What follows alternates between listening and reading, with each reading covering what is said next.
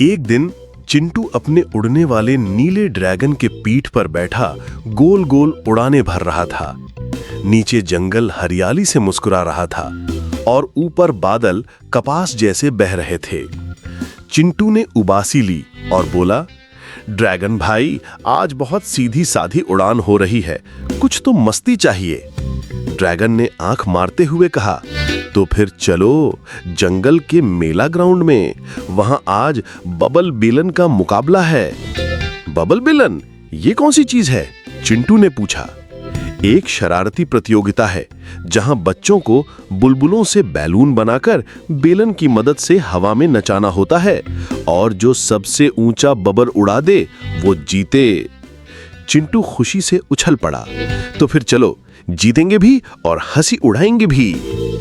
जंगल का मेला और पहली चुनौती।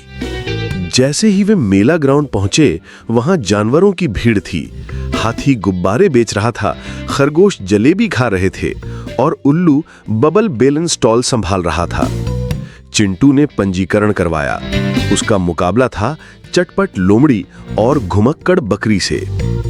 पहली चुनौती थी बबल बेलन बैलेंस।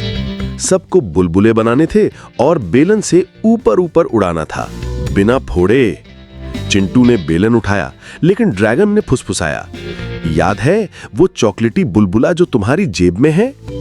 चिंटू ने वो निकाला, एक स्पेशल झिलमिलाता बुलबुला, और जैसे ही बेलन घुमाया, बबल हवा में नाचने लगा। भीड़ चिल्लाई, वाह चिंटू! दूसरी चुनौती, हंसी की बाढ़। अब थी सबसे मजेदार राउंड। हर कंटेस्टेंट को ऐसा बबल बनाना था जो हंसी छुड़ा दे। चटपट लोमड़ी ने बबल बनाया जो मेढक की आवाज निकालता था। घुमक्कड़ बकरी का बबल खुद हंसता था। लेकिन चिंटू ने ड्रैगन के पंखों से हवा भरकर एक गुनगुनाता बबल बनाया जो उड़ते उड़ते गाने गाने लगा। मैं एक बुलबुला हूं, उड़ता चुलबुला हूं।